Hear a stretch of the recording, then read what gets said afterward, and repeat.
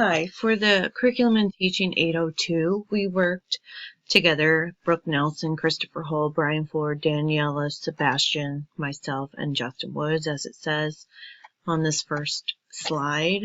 And we did our curriculum, school improvement plan, school improvement plan for North High School. And what we found on this one was that we just focused on the ELA assessment at the 10th grade level and to look and see what this data would tell us that we would best be served by focusing on. We did find that 0% of low SES or socioeconomics students received a level 4 cut score, so they're not learning at grade level, nor are they ready for college. 41% of low SES did score level 2, so grade level, but still not prepared. And then 40% received a level of low SES students received a level 1. They are not performing at grade level standards at all. So we have 0% of North High School's socioeconomic students who are at a disadvantage because of their status, not performing, so are performing where we want them. And so based on that data, we have significant goals. Actually, we would need to start with a manageable one. So we wanted to just increase the numbers of students who would be able to have that. So our overview for goal 1 would be that we would decrease the number of low SES students at risk for graduation by 10% per year between 2017 and 2021. And we structured this in a way that we had some concrete yet manageable benchmark goals. We wanted the staff to be hands-on with the data and using data carousels and forming PLCs to identify ways they might students struggle, and then what strategies we could identify to improve student learning. And then we would also do kind of a at-risk students management format where we would try to regularly meet with these students and parents and or guardians and kind of structure a plan that fits the students' needs and be able to monitor them, increasing our interaction with them and the likelihood that these students would earn their diplomas on time and have better success in the classroom. So SMART goal number 1, we will decrease the number of low SES students at risk for graduation by 10% per year between 2017 and 2021. This is a SMART goal, and we would want to bring this up. North High School had a particularly low percentage of students who were graduating on time, and we did not like that. And there's just the benchmark goals restated and our 2 improvement strategies for goal number 1. We did create a timeline of 1 school year and trying to move from collecting and examining the data and setting up the data carousels and looking for the gaps in achievement, creating those PLCs, and then the management of the PLCs in regards to continual data assessment as well as continual data collection in the form of formative assessments. We're looking for learning and growth potential. We're not looking for a concrete score on any kind of specific federal or national or state level test. We're looking more to see, that each individual student would be a little bit more likely to be successful. We had assignments, what people were responsible for, and teachers and paraprofessionals were mostly the collection of the data and routinely meeting together to take action on the data, stress on the take action. The counselors would be part of our management system and monitoring of students who are at risk. And administration would be required to support us with data needs and as to what we can do. Sometimes plans are great, but we might need funding or we might need approval. So administrators would have to be part of our conversations. And then what kind of steps forward each individual student might be taking. Administrators would need to be part of that conversation as well. What are options available? What's the school likely to find acceptable, not acceptable, that sort of stuff. We would need some resources, data management programs. I know here in the state of Illinois, they're developing the Ed 360. I somehow found my way onto a focus group panel for that.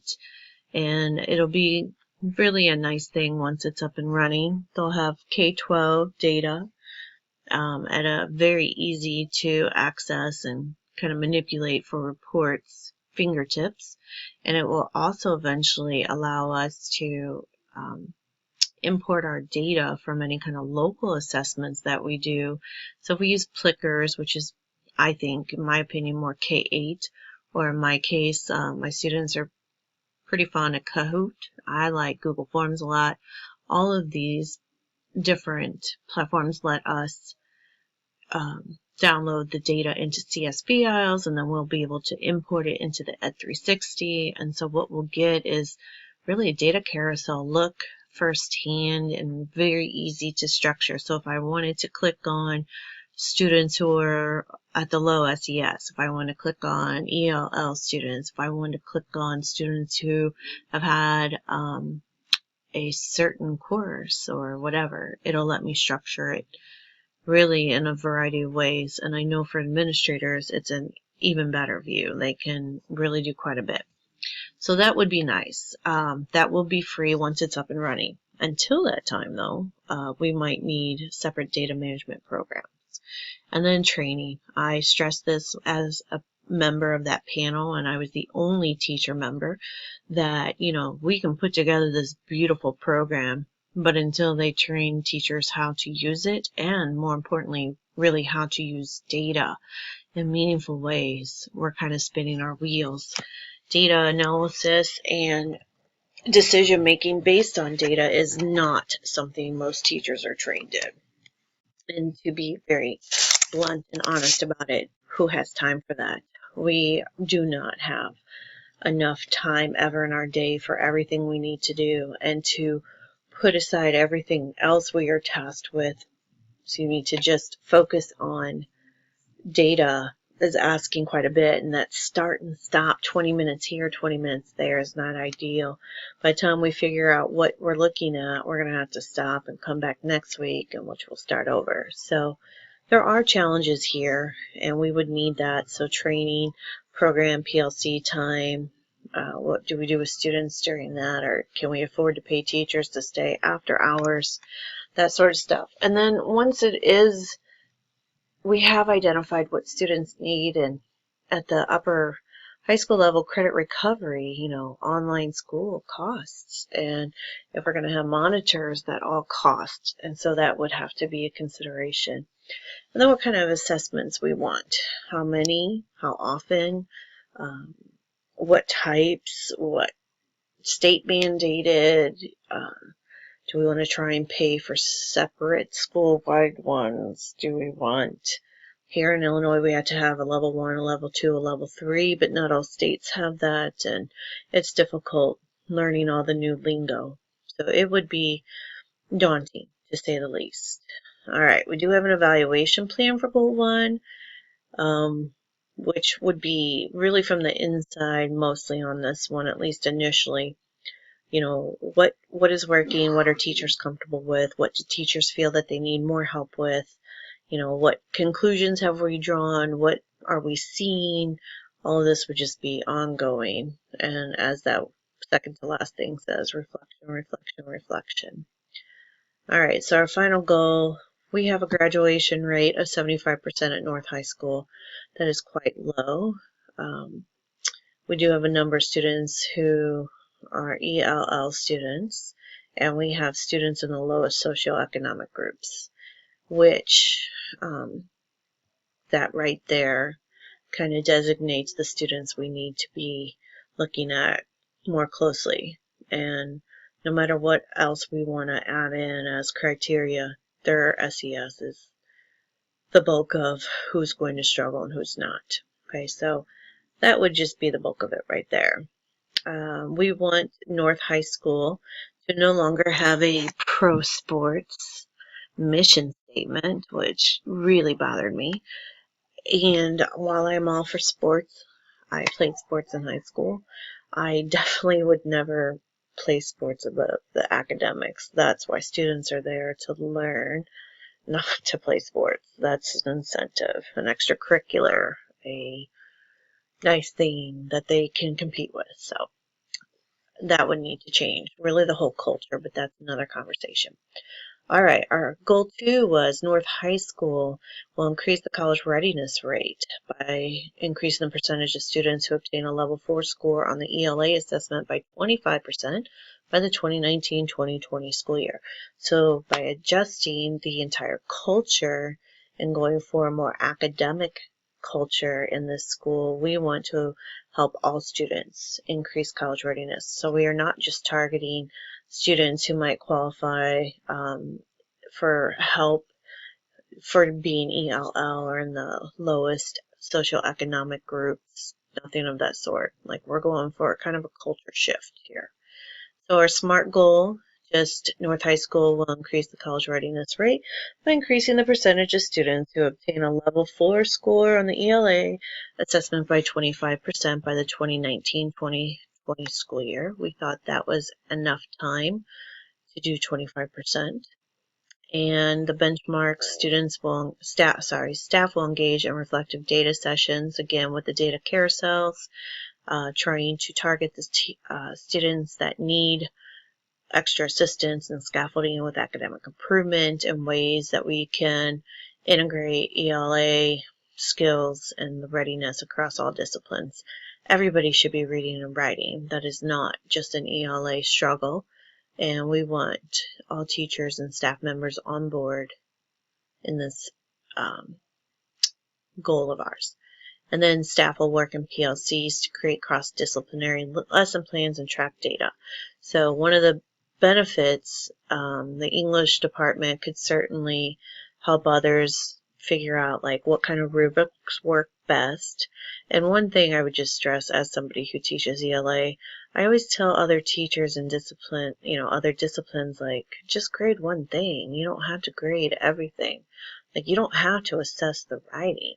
You can, but you don't have to, or just assess, how they use historical terms, or just assess how they use psychology terms, or assess how they apply mathematics into some kind of situation. It doesn't have to be, all or nothing. And I do feel that many other teachers feel that way, that they don't know enough about it. And I understand that. You told me I had to teach all physics readings, I would feel like I needed to know more about physics, but not necessarily. So I would want to stress that quite a bit. This is something, but everybody can write. PE can read and write. Health read and write. All of them read and write. And we need that support from them in order to reach the goals. Okay. So we do have specific improvement strategies for Goal 2, like mentor-mentee program for all freshman students, practice testing once a week to ease test anxiety, not grading them, just to make them more familiar with it. We would want to have specific plans in place for at-risk students, and then we would also want to help the faculty kind of help the students and do these things: student behavior management training for increasing relevance and rigor, and implement mentor-mentee program for faculty. We need help too, being the best we can be. We do have a timeline in place. Sorry, I went a little far past that. This one is a little bit less back and forth than the first SMART goal we had. And ideally, this would stay kind of as simple as we have it, but it moves just kind of along. We did have people responsible, and like all things, we would need all staff members involved. We would need to have administration